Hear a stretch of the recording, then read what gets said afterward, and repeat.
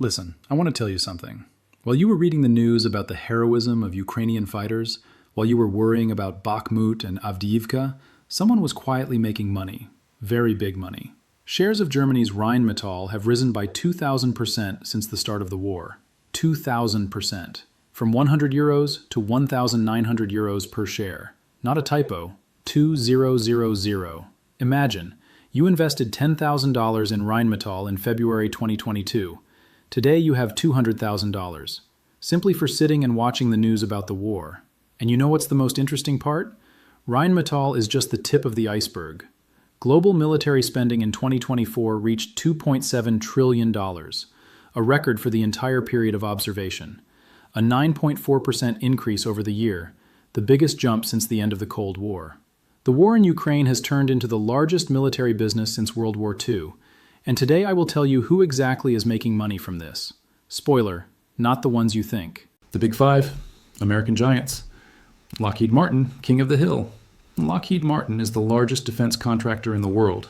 Revenue in 2024, $71 billion. To put that in perspective, that's bigger than the GDP of many countries. Their biggest hit, the Javelin missile. The one Ukrainians call the Holy Javelin. Remember the memes with the icon? Here it is the thing. One Javelin missile costs between $170,000 and $216,000. The launcher, another $200,000 to $400,000. The US sent thousands of these to Ukraine. But the most interesting part isn't the shipments themselves, it's replenishing the stock. When the US takes javelins from their stockpiles and sends them to Ukraine, they need to make new ones. And the contract goes to Lockheed Martin at current prices, which are higher than before. Remember, in 1991, a Stinger missile cost $25,000. Today, it's over $400,000. That's not inflation. That's called lack of competition and a captive market. Raytheon, masters of air defense. Raytheon makes the air defense systems that Ukraine desperately requests. NASAMS, Patriot, all of them. Defense segment revenue in 2024, over $20 billion. Order backlog, a record $221 billion. You understand what that means? They're guaranteed work for the next 10 years. Raytheon's CEO told investors back in January 2022, tensions in Eastern Europe, we expect to benefit from this. 1 week before the invasion, they knew. Northrop Grumman, General Dynamics, Boeing. The entire Big Five of the U.S. defense industry is growing. Northrop, up 41% in 2022. General Dynamics, up 26%. Even Boeing, usually associated with commercial aviation, is making good money in defense. The Pentagon allocated a record $886 billion for defense in 2024. Almost half goes directly to contractors, straight into shareholders' pockets. If Americans are growing, Europeans are exploding. Rheinmetall, the war star, the German company. Rheinmetall is like if Volkswagen suddenly started making tanks. Wait, actually, they did, back in the 1930s. Never mind that. The facts. Revenue in 2024 jumped 36% to €9.75 billion. Operating profit grew 61% to €1.48 billion. Order backlog, a record €55 billion. For 2025, they expect growth of another 25 to 30%. Their weapons and ammunition segment grew 58%. Profit nearly doubled. Margin, 28.4%. That's insane for shell production. Rheinmetall calls itself the most important partner of Ukraine.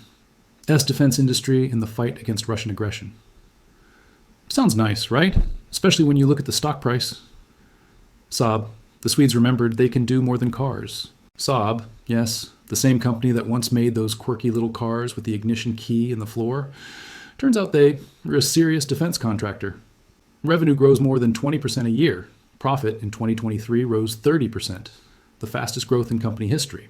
Saab's CEO told journalists, I've worked here for so long and I've never seen anything like this in terms of ramping up capacity. BAE Systems.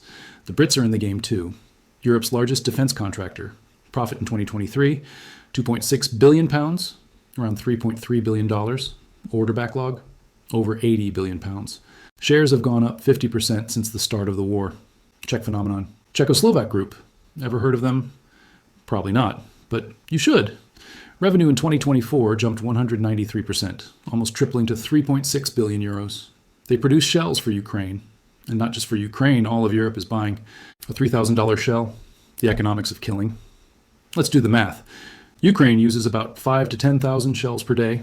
At peak, up to 20,000. One 155 millicurie shell costs $2,000 to $8,000, depending on type and manufacturer. Rough estimate, $15 to $60 million per day, just on artillery shells. Russia uses even more. Some estimates say 20 to 50,000 shells per day. This created a shortage. European stockpiles are empty. American ones aren't infinite either. Here's where the gold mine starts. Rheinmetall is opening a new plant in Lower Saxony. They planned 200,000 shells per year. Now it's 350,000. Plus, a plant in Ukraine. Another 150,000 plus. Hungary, Bulgaria, Lithuania, everywhere they're building. Rheinmetall's CEO said, "Every shell we produce is needed immediately.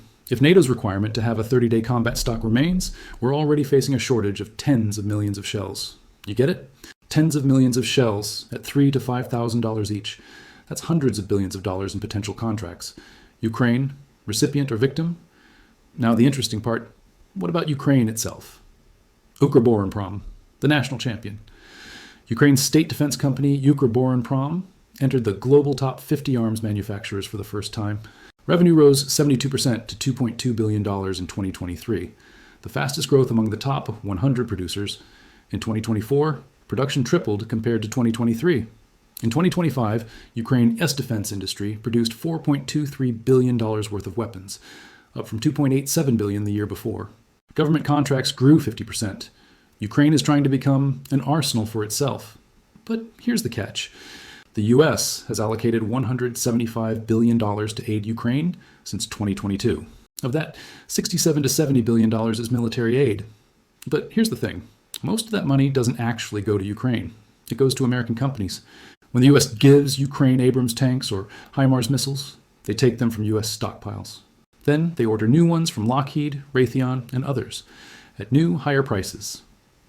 Economists at Economist for Ukraine calculated the real cost of U.S. military aid to Ukraine is about $18 billion, not the 60-plus billion officially stated. The difference is outdated equipment that would have been retired anyway. The U.S. gives Ukraine old gear and buys new for itself, paid by taxpayers who think they helping Ukraine. Corruption, the elephant in the room. And now the ugly part. In January 2024, the Security Service of Ukraine uncovered a $40 million embezzlement scheme in the purchase of 100,000 mortar shells. The money went to Lviv Arsenal. The shells never arrived. In 2023, there was a scandal over eggs bought at 17 hryvnias each, when the market price was 7. Potatoes at 22 hryvnias per kilo instead of 7 to 8. The deputy defense minister resigned. In November 2025, Operation Midas. The Anti-Corruption Bureau published recordings exposing a massive corruption network in the energy sector. Former presidential advisors, ministers, businessmen, all involved. In January 2025, there was a scandal around the Defense Procurement Agency. Budget, $7 billion. The defense minister fired the agency head. Accusations and counter-accusations began. G7 called for swift resolution. Firepoint, a former casting agency for the show Kvartal 95, suddenly became a major weapon supplier, receiving up to 10% of Ukraine's defense purchases. Connections to presidential insiders are denied. You see the picture? War creates the perfect conditions for corruption. Urgency, secrecy, huge sums, weakened oversight. The numbers that explain everything. Global military spending in 2024, $2,718 billion. Growth over 1 year, 9.4%, the largest increase since 1988. Growth over 10 years, 37%. Europe, spending up 17% in 2024 alone, higher than at the end of the Cold War. Germany, spending up 28%, reaching $88.5 billion, the largest military budget in Western Europe for the first time since reunification. Russia, spending up 38% to $149 billion, 7.1% of GDP and 19% of all government spending. Ukraine, $64.7 billion, 34% of GDP, the highest military burden in the world. All tax revenues go to the army. All of them. Who pays? Here's the irony. Ukraine spends 34% of GDP on the war. Russia spends 7%. The United States spends around 3%. Ukraine pays with blood. Russia pays with money, and blood as well. The United States pays, they print dollars, and the shareholders of Lockheed, Rheinmetall, and Raytheon, they receive dividends, BlackRock and big money. At the end of 2022, Zelensky held a video conference with BlackRock CEO Larry Fink. BlackRock manages $13.4 trillion in assets. They agreed to create the Ukraine Development Fund, a fund for post-war reconstruction. Potential size, $400 billion in investments. But in January 2025, BlackRock exited the project. After Trump's victory and a shift in the political wind, the interest disappeared. Ukraine's reconstruction is estimated at more than $500 billion. Who will pay is unclear, but who will earn money from the reconstruction is quite clear. The same ones who earn money from destruction. Cynical arithmetic. Let's keep it simple. The cost of a T-72 tank, about $1 to $2 million. The cost of a Javelin to destroy it, about $250,000. The missile plus part of the launcher. The ratio, roughly 1 to 4, up to 1 to 8 in favor of defense. Sounds like a good deal, right? But who makes the Javelin? Lockheed Martin and Raytheon. Who pays for the Javelin? The American taxpayer. Who gets the profit? The shareholders of Lockheed Martin and Raytheon. Every destroyed Russian tank means $250,000 into the pocket of the military-industrial complex. Not a bad business, right? Why war is profitable for certain people? 1. Cost plus contracts. Many defense contracts work on a cost plus fixed profit basis. The higher the cost, the higher the profit. There is no incentive to lower prices. 2. Lack of competition. The F-35 is made only by Lockheed. HIMARS is made only by Lockheed. Patriot is made only by Raytheon. Monopoly equals any price. 3. The revolving door. Almost 700 former high-ranking Pentagon officials now work for defense contractors. Generals, admirals, all of them. 4. Lobbying. The defense industry spends hundreds of millions of dollars on lobbyists and think tanks. We need more weapons is not an opinion. It is a business model. 5. Stock buybacks. Instead of investing in production, defense companies spend tens of billions of dollars buying back their own shares. This pushes prices higher and enriches top management. What comes next? The war will not end tomorrow. Even if, or when, the fighting stops, military budgets will remain. NATO is discussing a new target, 3.5% of GDP for defense, up from 2% today. Europe is talking about 800 billion euros in additional spending. Defense spending in Europe is expected to grow by an average of 6.8% per year until 2035. This is not a reaction to a threat. This is the new normal. The military-industrial complex has secured work for decades ahead. The next war is already being sold. Listen to the rhetoric containing China, the Taiwan crisis, North Korea, Iran. Every potential conflict is a potential contract. Analysts are already estimating how much companies will earn from the Indo-Pacific pivot. Japan increased military spending by 21% in 2024, the largest increase since 1952. South Korea, the Philippines, Australia, all are ramping up. What this means for you. If you think this is far away and does not concern you, think again. Every dollar spent on the military is a dollar not spent on healthcare, education, or infrastructure. Studies show that in low and middle income countries, an increase in military spending of 1% of GDP is associated with an almost equal reduction in healthcare spending. In 2024, global development aid fell for the first time in 6 years. The United States cut USAID. Britain reduced aid from 0.5% of GDP to 0.3%. For defense, guns versus butter. A dilemma as old as the world. And guns are winning. Final thought. You know what strikes me the most? We discuss this war in terms of good and evil. Ukraine versus Russia. Democracy versus authoritarianism. West versus East. And in many ways that's fair. Russia is the aggressor. Ukraine is defending itself. People are dying for their country. But there's a third side. One that is not on Ukraine's side, and not on Russia's side.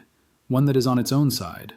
Defense companies, shareholders, lobbyists, politicians who, after leaving office, join the boards of these companies. They benefit from the war continuing. They benefit from tension. They benefit from fear. Every day of war, billions in their pockets. Every escalation, stock prices rise. Every crisis, new contracts. I'm not saying they started this war. Putin is a madman, and this was his choice. But they are profiting from it, openly, legally, with pride. And the next time you see news about record military budgets or strengthening defense, think, who is making money from this? $2.7 trillion a year. Enough to solve global hunger. Several times over. But instead, shells, missiles, tanks. And record dividends for shareholders. That's the way it is.